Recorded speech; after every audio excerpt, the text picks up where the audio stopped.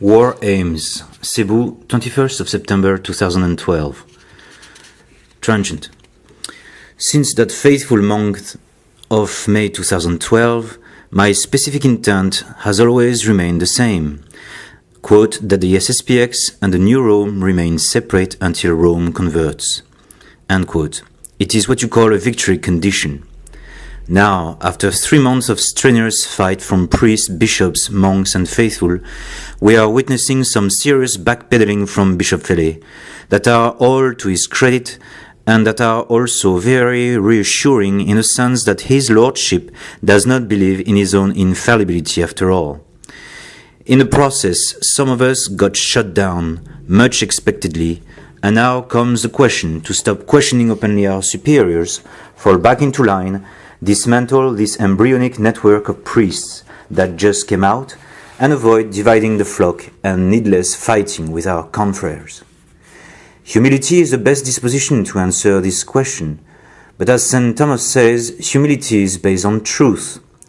So which is the best, to continue to be bashed for the sake of the truth, humbly bashing remaining deceits of the devil, or declare that the war is won for the time being, write the promised war-won document, and leave the security of the Society of St. Pius X to the Society of St. Pius X big guns? Well, two things. We are nothing, and secondly, the beast is still breathing. What if as few continue to serve that purpose of exposing the Prince of Lies, cater the need of those souls only who want to profit from our priesthood, and wait patiently until our last war aim is attained? Part 1. The beast is still breathing. The Society of St. Pius X's crisis stays on as long as its head, Bishop Fele, teaches errors and allows errors to spread, thus dividing the flock. Otherwise, the 20 resistant priests, as of September 2012, are guilty of dividing the flock. So let us make a SSPX head scan. Fortunately, I was able to see Bishop Fele on September the 4th, talk to him for 1.5 hours, just 72 hours before his big econ backpedaling, which was at the priest conference of the 7th of September 2012. For about 20 minutes or more, his lordship rebuked me for my scandalous, destructive and revolutionary behavior, and this terrible refusal of mine to stop my activities, etc. Then he asked me the reason for such pertinacity. I replied, because I believe that you have a new theory on Vatican II, by which its errors keep that council erroneous but are surmountable. I was warned by Father Kohler. Bishop Fele is an intelligent man. One cannot accuse him of being simply in favor of Vatican II. It is much more complicated than that. Bishop Fele knows his public. His lordship then answered, Archbishop Lefebvre thought like that at some stage, and he signed the text of the council. Then I think he realized that he had failed to deny the accusation, and started to pound the notion that he is indeed against Vatican II, that I'm just persevering, making him say that he likes Vatican II when the opposite is true, and that he is the one who knows best what his thoughts are. I then showed him my small collection of 8 quotes of his called I Excuse the Council, and he replied, this is not what I said. From start to finish, we disagree with Rome on Vatican II, and that is why the talks have failed. You base your entire thing on a false assumption of what we think about Vatican II. When he got finished, I then asked candidly, if you are indeed truly against Vatican II, why were you, my lordship, so silent about Assisi III? Referring to one phrase pronounced in St. Nicolas du Chardonnay, he said that he made his all the condemnations of the Archbishop about Assisi. That sounded awkward, and Father Nelly rushed to the rescue, explaining how bad Assisi III really was.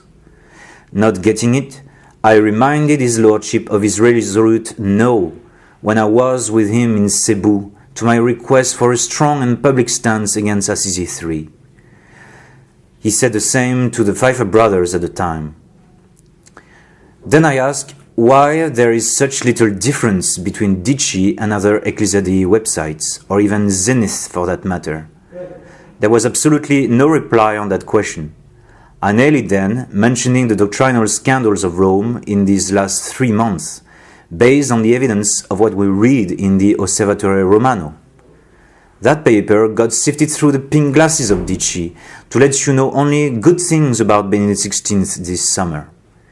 You don't have to know that the Pope, as of this summer, is praising Vatican II continually, insists that Muslims stay Muslims, prepares to beatify the successor of Escrivá, continues to support the Focolari and other neo-Christian movements, praises pluralism and religious liberty as a solution to the persecution in the Middle East, etc.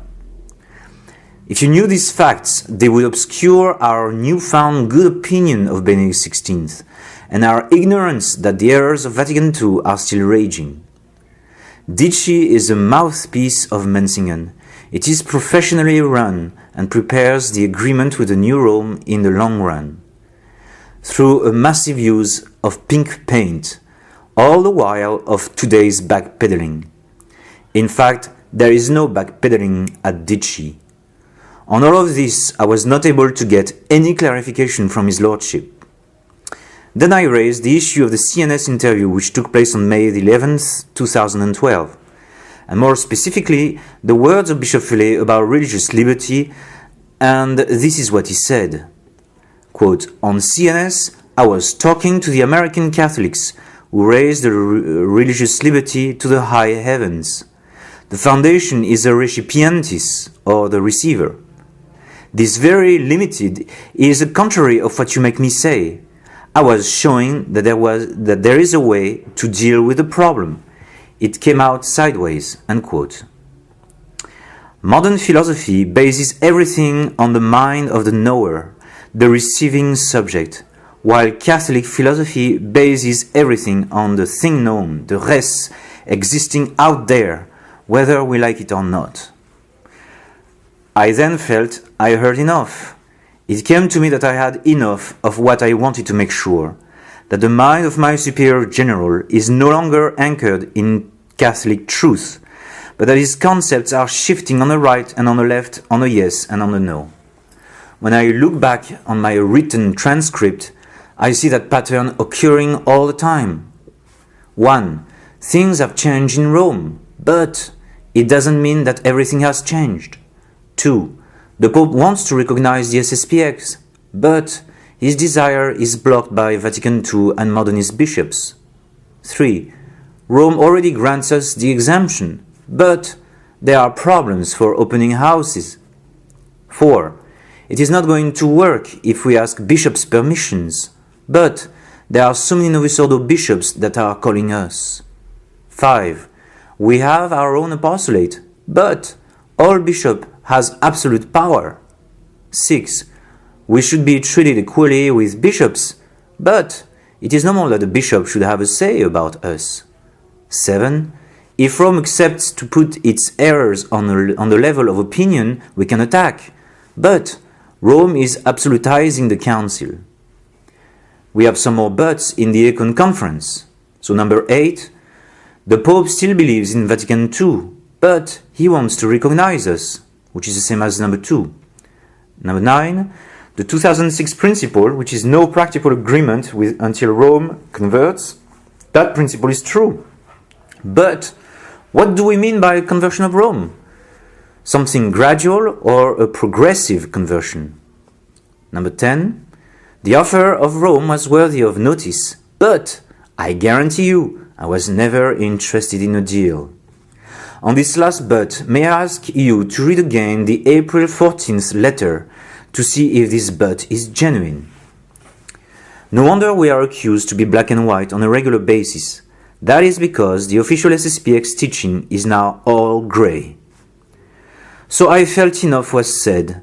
There was no need to touch the rather more complex issue of the magisterium, the question of our newfound and extensive use of the new code of canon law and other issues. I had the time to apologize for some wrongful or disrespectful past choice of expressions, ate twice at the table of his lordship, was allowed to say my private mass on a side altar, unlike in Manila, visited a place that has a charm of its own, and was very kindly put to the train by Father Cellini, who, as a witness, promised me to send me a detailed transcript of the conversation. I would like to say that Bishop Fellay was fair to me, a man totally opposed to his ideas and in full war against them. Now, the ideas of Bishop Fellay and the unchecked spread of liberalism in the SSPX was also the purpose of my visit to another bishop. And since Father Couture is using that bishop against me, well, I shall recount all the details of that visit as a defense. His Lordship accepted to see me on the 16th of August in Econe.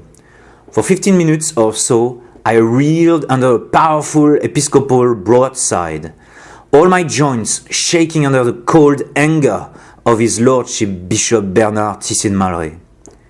My attitude, he said, was completely out of place, taking upon myself a task that does not belong to me and making a show of total disobedience. I tried to recover by saying that I had grave doctrinal difficulties with Bishop Fellay, showing, as usual, my little collection of quotes called I excuse the council. His Lordship answered, I know, I have 10 times more of these quotes favorable to Vatican II that you don't know of. But my Lord, how can we be so quiet about this and the lamentable outcome of the General Chapter? The General Chapter, he answered, was a disaster. I signed my name there because it was a collegial action, but certainly not to say that I agreed with the contents. Therefore, trust what the generals do, take your assignment in France, and be quiet for at least 3 months. My Lord, the ship is taking water. It is torn open under the waterline. I do admire what you and others have done to try to save her. But you know full well that error is now spreading through the official channels of the SSPX. How can you offset the whole weight of the institution, the teachers put into position in the seminaries, the watered-down sermons and publications? Our faithful stay less and less away from indult masses, mix up marriage ceremonies, practice NFP more and more without the grave reasons mandated by Pius XII, making NFP an open door to more wicked forms of contraception. Their minds are getting infected by Dici. It is natural for them to trust the two assistants, who go even further than Bishop Fellay and preach the scary good news that Rome has changed. I went on for quite some time, accepting corrections on some points, like the fact that we cannot hold the Pope fully responsible for the nomination of bad bishops in the whole world. Otherwise, I told him that he can disavow me as much as he likes, but that this whole silence of this summer is contre nature. It is anti-natural. I cannot and I will not accept it, even if I get abused and thrown out. I cannot accept this incoming massacre of souls, which is prepared more by the erosion of the minds than by the actual singing of an agreement with Rome. If only your lordships made a public stand against Menzingen, I would gladly fall in line and follow the captain. I agree that it is not my job to speak out, but if the shepherds are asleep, the dogs are the next line of resistance, as the wolves have entered the barn. Talking about errors in general often flies above the heads of the faithful. I do not see the tide of battle turning in the right direction, and I gave 12 years of benefits of the doubt to my superiors, writing letters and being very obedient. With 6 more years, Bishop Fellay has ample time to put neutral or liberal superiors into position, and the turning around of the ship will be impossible. You are not, my lord, the only one to be pushed in the corner. Father Peter Scott hardly said anything in March, and after being circumvented by Father Ross Stand, is now to be sent in Zimbabwe. Father Hugo made no attack against Menzingen at Father Ruder's first Mass and got heavily punished. Many other priests are in the same case. This does not augur well for the future. If this is the way they treat priests while no deal is signed, how will it be on the day of the deal when everybody will be made to fall into line? What I am doing does look like a rebellion, but I am not asking everyone to do the same. If I am wrong, the ship will not sink and I will die happy. But if I am right to warn the passengers, there will be more left of us if the tragedy actually happens. The problem comes from the commanding bridge of the ship. Your resistance below deck is impressive, but it is only delaying the final outcome. Some priests at least must do the job of exposing the source of errors. By then his lordship was cooled. I had discussed about many of these facts with him when he came to the Philippines last year. I understand that it is his love of the society, his desire to keep a united army that motivates it. But that society is no more united on doctrine, and the liberals attack him more and more and refuse to publish his book on the errors of Benedict XVI. In fact, he is beginning to be silenced more and more, and more is to come. I felt very sad for him because all along there was such truthfulness in him, even as he was rebuking me. I don't mind to be rebuked by such an honest man, and I believe that Bishop Tissier will always preach against the Rome of today and tell us to keep out of its range. To tell you the truth, he still does not, to this day, agree with what I am doing. He wrote to Father Piver, my spiritual director, to coerce me, repeating the same argument in writing this time, namely that the errors of Bishop Fellet are 10 times as many as they appear in the public, and that the general chapter is a disaster, but that there is no reason to launch such an untimely attack against the SSPX management. Now, my dear reader, forgive me for being so long on Bishop Tissier's thinking. It is because it reflects the thinking of so many of the priests I was able to meet in France, which is a mecca of dissent with Menzingen, but also completely paralyzed. French are like that. Unless a leader emerges, takes charge, and tells you to charge, nobody charges. In the US, it is the reverse.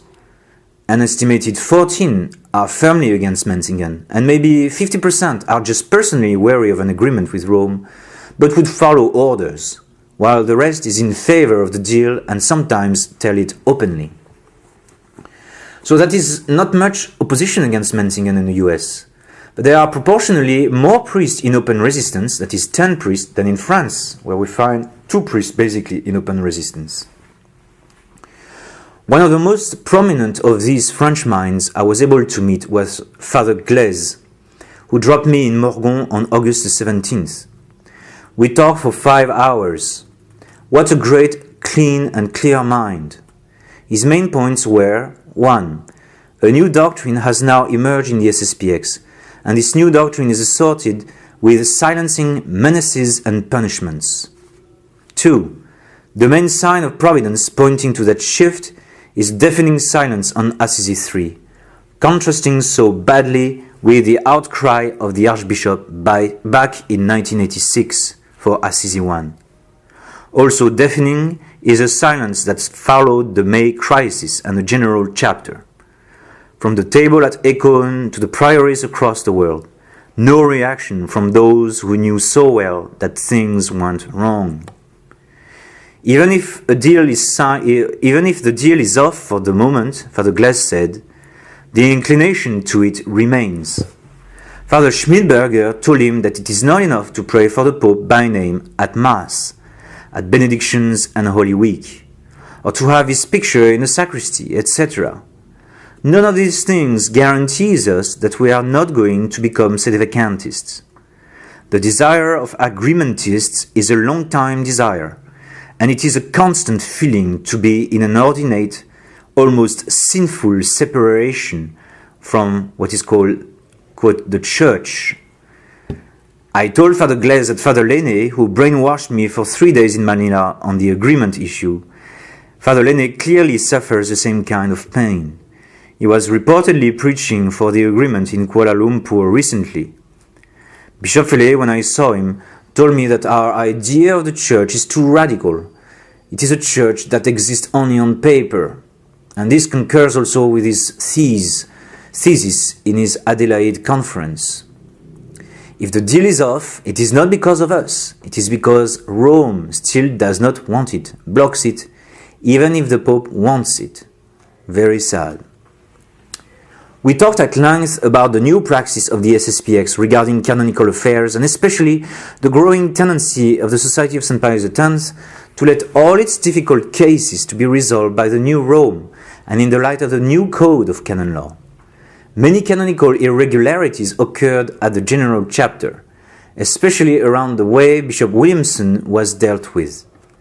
The declaration and 6 conditions looked like something botched up and containing a serious shift of orientation of the entire congregation. Another confirmation of Bishop Fele's change of stance is what he preaches in his regular 3-hour conferences, namely that Rome has changed. Visiting Avrier and Morgon, I was told by the superiors of these places when they went with Father Matthew in Menzingen, Bishop Fele took 2.5 hours to persuade them that Rome has changed. Their jaws dropped, both at the change of tack and at the effort taken for it. My own parents went to a 3 hours conference in Brignoles in June, and it was the same thing. Rome has changed. Still, my poor parents left the conference not feeling having learned anything and not understanding what it was that they were supposed to understand. And what is going to be said in the big Angelus papacy hootenanny in October? Given the recent backpedaling, one may guess that the papacy is going to be somewhat bad, but good enough to some other extent. Therefore, 20 priests or so are currently embarked in the process of warning openly the flock about the remaining errors of Menzingen, despite the backpedaling on the deal with Rome. This backpedaling was on the April 15th declaration and on the issue of exemption mainly. For if one describes the new Rome in a wrong and pinky way, it is normal to fear that 6 years from now, the SSPX will be 6 feet under the new Rome. Part 2. What happened? War on, what next? But what happened? In the month of May, an internal note stated that in the case Rome accepts our latest doctrinal protocol, which is the April 15th protocol, a canonical structure will be proposed to us. Then, on June 13th, the offer of Menzingen was refused by Rome itself. But note well, not by Menzingen, a bit as it was refused in September 2011. And then began a backtracking process that is still going on. The official line is now that we are back to square one, that the deal is off, that we never looked for a deal in the first place. On September the 7th, Bishop Fele backtracked totally on the April 15th declaration and another major mistake done in the General Chapter when it merely wished as a condition to be exempt from Novus Ordo dioceses. In the meantime, 2 things continue to happen: doctrinal change and lack of clarity on our relationship with Rome. The General Chapter. At the General Chapter, everything was supposed to be perfectly clear, but the documents that came out of it already need clarification. Father Petrucci told me that the capitulants were in a hurry to write the text, and that the intent of many of them was to create a framework that would prevent Bishop Fele to approach the new Rome prematurely. Most of them told us that they really thought, got the best, saved the day. This clearly fits the new war aim of Menzingen, which is that the war is over. Second artillery adjustment.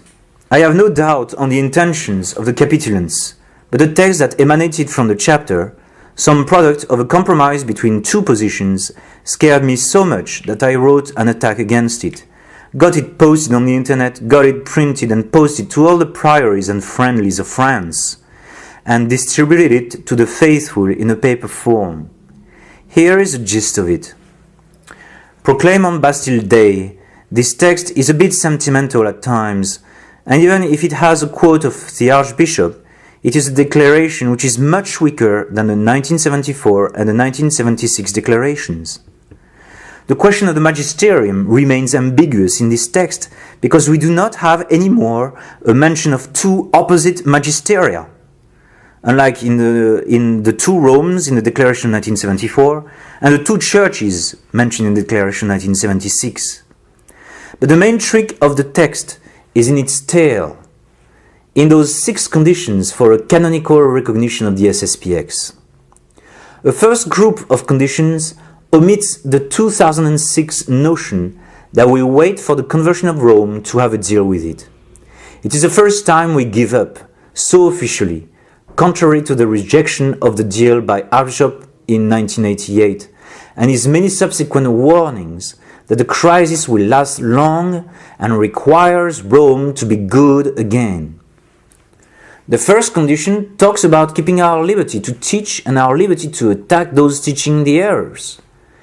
The second and third are about keeping our exclusive use of traditional rights and having at least one bishop. All this sounds very brave, but the core principle of a liberal democracy is this liberty for anyone to disagree publicly on all important issues. So we will have the liberty to teach tradition, while others will have the liberty to defend modernism. We will attack the new Mass, while others will attack the true Mass under the same roof. Same for all other issues. One French bishop understood that very well, saying, "Let them come and disagree with Vatican II if they can, for we disagree with the 20 other councils." It never worked. Why? Because it never works to enter the system, as the Archbishop said. Had I signed the agreement, we would have been finished in 1 year. He said it on June 13th, 1988. Once in the system, we will not stand against those guilty of errors of Vatican II, because those who tried before never succeeded. And we are already beginning to stop rebuking Peter when found worthy of blame, as said in the epistle to the Galatians. Again, look at Dici. Why in the past we had no quorums saying openly that the Vatican was infiltrated with Freemasons and that their ideas had triumphed. Mixed with bad Catholic priests and faithful, our own faithful will be weakened, disoriented and divided, even more than today. As for the liturgy, it suffices to say that Monsignor Pozzo just told the Institute of Good Shepherd to fall into line 5 years after their deal. And as for this lonely bishop, how will he cater for the needs of 1,000 or so traditional priests with all their faithful? And if that bishop dies, asked one faithful candidly in South France. Father Fruger answered, well, Rome will appoint another one. The second group of conditions is almost scarier, these being wishable or suitable conditions, by which we ask without pressing to keep only our minor tribunals, relinquishing in advance the dealing of big cases, as we already do, because when the matter is grave or important, we either leave it to Rome to deal with the case, or we refuse to treat the case.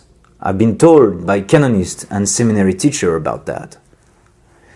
Hopefully, Bishop Fellet backtracked verbally on the second condition, which was saying that, of course, Bishop Fellet saying that, of course, our exemption from Novus Ordo diocese is an absolute necessity for us. That it didn't appear to be so at the general chapter is what worries me.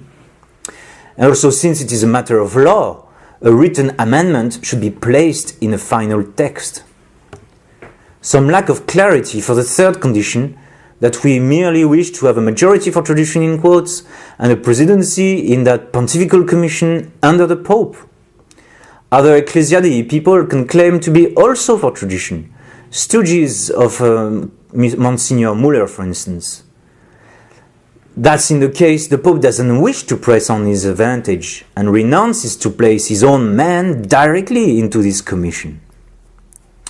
So Lord, intend to my help and make haste into succoring me. SSPX Discalced or SSPX of strict observance. Consequently, early August, I flew to Washington, D.C.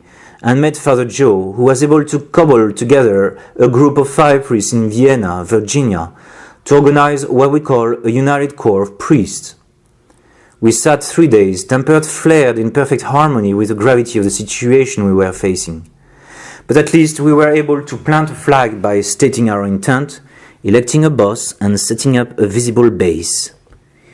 Here is a text of the declaration. Hopefully it is short. Only she can help you. Vienna, Virginia, August 10th, 2012. The heart of the faith is the divinity of Christ and his kingship over all nations. Oportet illum regnare. The errors of Vatican II are an indirect attack against his divinity and a direct attack on his social kingship. They will forever remain the revolution of 1789 within the Church. Today's Vatican has only changed for the worse since the Council. That is, more damage, more new heresies, more effective semi-modernism. To such an extent that we can repeat the Archbishop's words of 1974 and 1976, quote, "The Church that affirms such errors is at once schismatic and heretical. This conciliar Church is therefore not Catholic. To whatever extent Pope, bishops, priests or faithful adhere to this new Church, they separate themselves from the Catholic Church." Declaration of June 29th, 1976. The Pope has allowed the true Mass, but only within the pantheon of modernist liturgies. Further, he has made clear his espousing of the false doctrine of religious liberty by preaching it to be the model of how the Church and State are to relate one to another.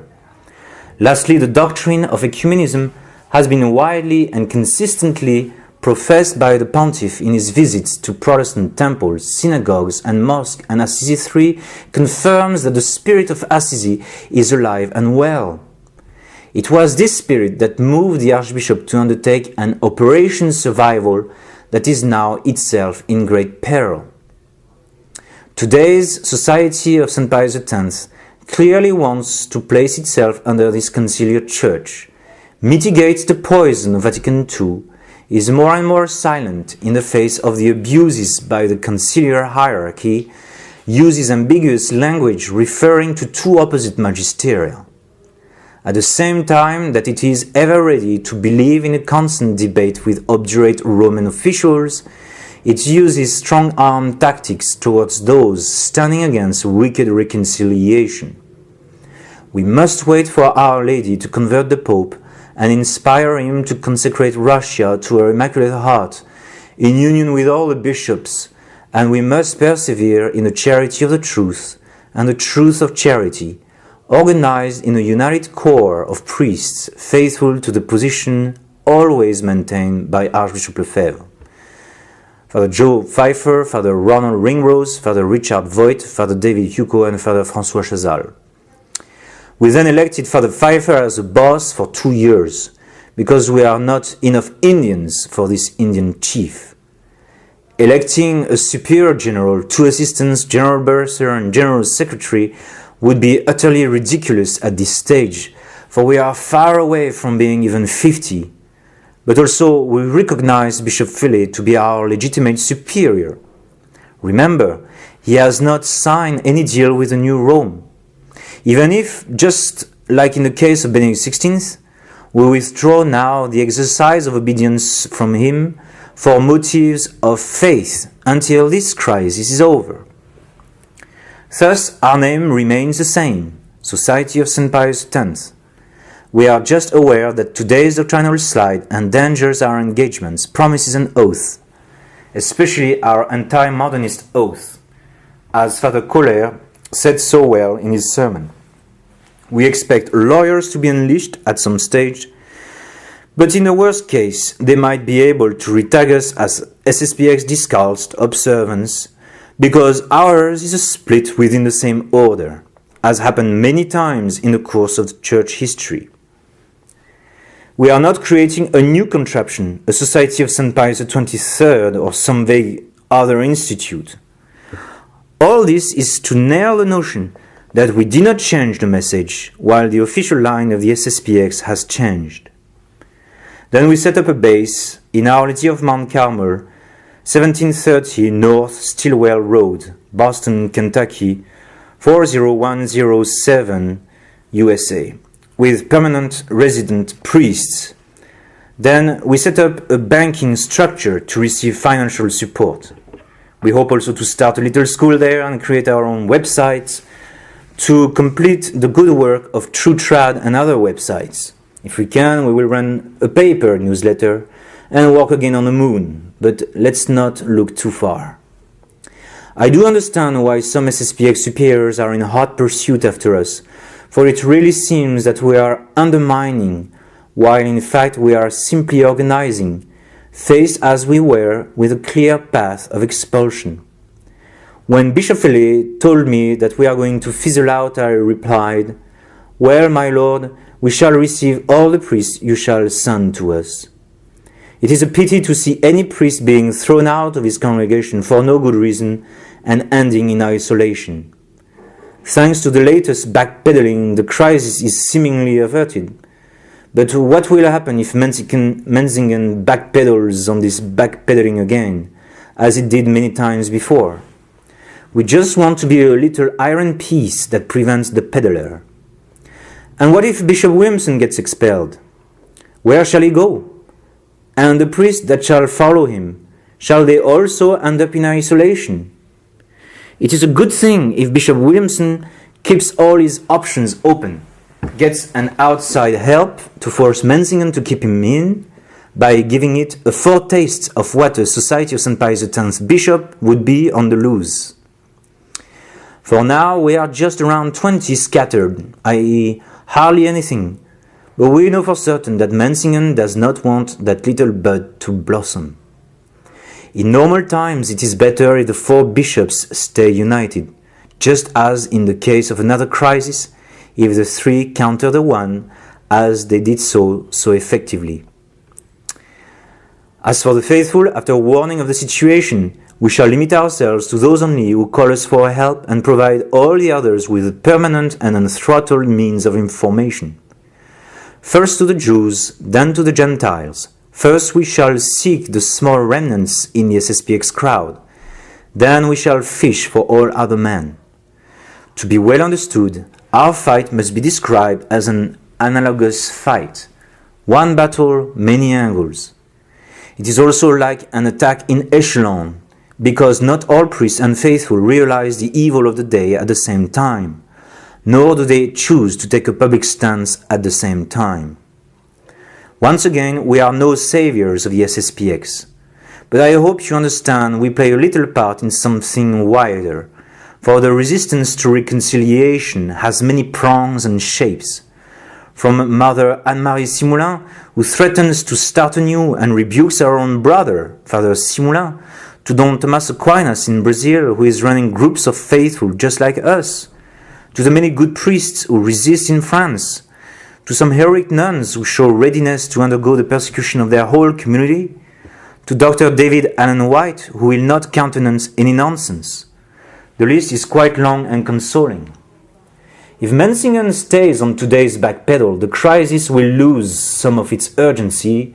It will be harder for us to explain away our position to the faithful and to persuade too many priests to join our movement. But this crisis will not be over, because we have clear signs of life in the beasts. Tour de France résistante.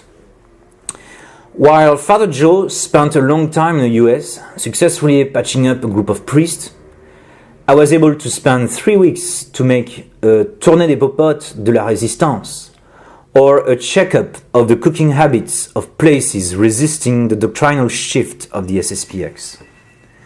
Most priests are aware of the change of doctrine at the top, and because the district is big, the attitude of liberal priests is easier to take notice. Just a few examples I got from letters and conversations. In Le Pointet, the nuns praise Benedict XVI before the little children.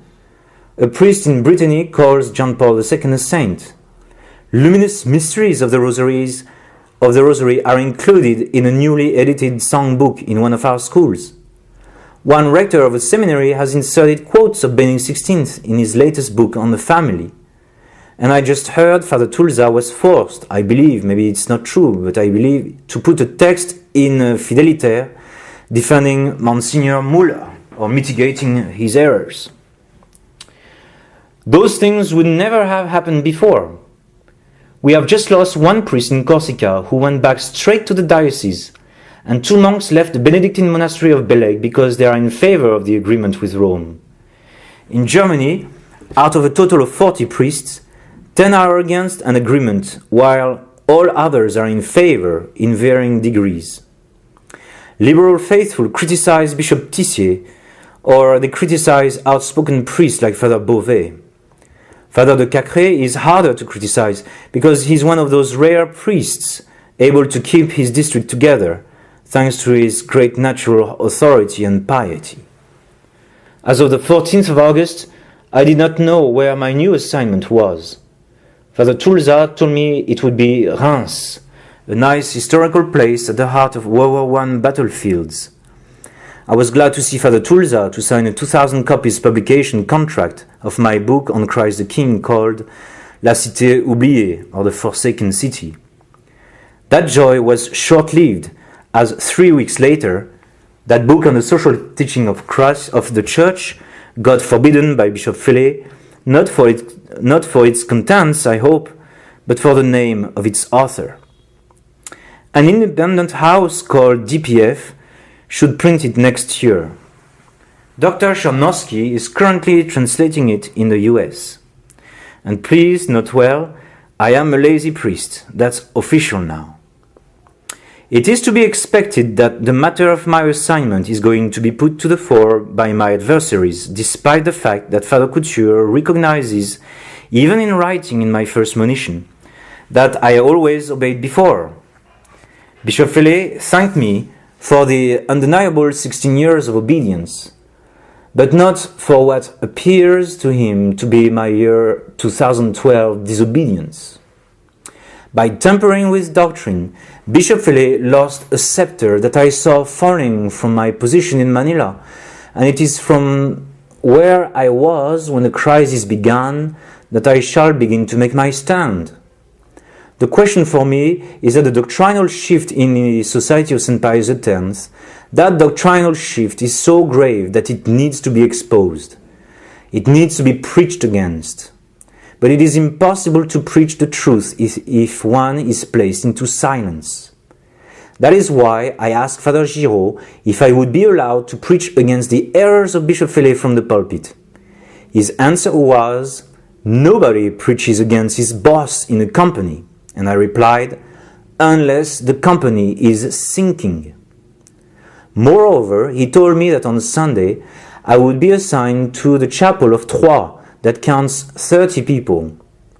In France, we call it un placard, a cupboard. Not only that, but the priory is a priory of 3 priests taking care of less than 200 faithful, because the chapel of Joinville was taken away from their responsibility. Then I figured, France is not my turf. If I embark to denounce Menzingen from there, I will embarrass Father de Cacré, who is so friendly to me, and force him to condemn me. And the faithful, hearing how bad I am from the official channels, won't be able to know for themselves. While in Asia, when the faithful hear from Father Couture how bad I am, having known me for 10 years, they can know for themselves that I am even 40 times better than Father makes me to be. There are also enough anti-liberals in France to carry out the fight, and the Asian faithful, being more recent additions to the traditional movement and less served by an overextended society in Asia, these faithful are more vulnerable to errors and lies. They are more in need of help, but overall it is especially a question of impact. I told repeatedly my French confrères, you don't need me here to rise to the occasion. I am still a junior and in no position whatsoever to lead you and to tell you what to do. You have your own leaders, go and fetch them, like the peasants that came to fetch La Roche-Jacquelin during the Vendée War. Return to Asia. Ça va foirer. It is going to fizzle, Father Nelly told me in Menzingen. And Father Pfeiffer concurs entirely. He said, in theory, we are totally toasted. Our main obstacle is the fear of being expelled, denied sacraments, denied schools, etc. And the second obstacle is the confusion. They tell us, Father, what's happening? They are begging, what is going on? They are being told nothing by the official channels. Bearing a miracle, we should fizzle out. We are just a straw fire, a priest told us. We don't even have the funds to travel around America to see people who want to see us. We were not paid before in Asia, and now we depend even more on the spontaneous generosity of the faithful. Many people we do not know give us support, proving that it is because of the issues and not their personal love for us. Small groups have appeared everywhere calling for help and offering help to us. In some place, we took over the entire chapel, and in other places, we find a little group. It is not easy to cast us out of places that do not belong to society, which make me understand better why Menzingen has been so adamant to centralize all properties in recent years. All the while, we remain under fire from the well-entrenched official channels of the SSPX. These have one war aim, which is our silence, and they are constantly labeling us as disobedient and supernatural, practical sedevacantists, chaos mongers, pamphleteers, misquoters, calumniators, breakers of the peace and division-causing rebels. Priests, brothers and faithful are told to fast at our passage. People should not talk to us. Brothers should not talk to us. We were expelled from the common table in Manila. I couldn't get the permission to assemble plastic ships in a library. Nor could we celebrate private masses at any time on the side altars, even at 3 a.m, or use a telephone, computers, copy machines, etc. The priests in Manila were told not to grant us absolution. I found out by going to confession to one of them and asked him why.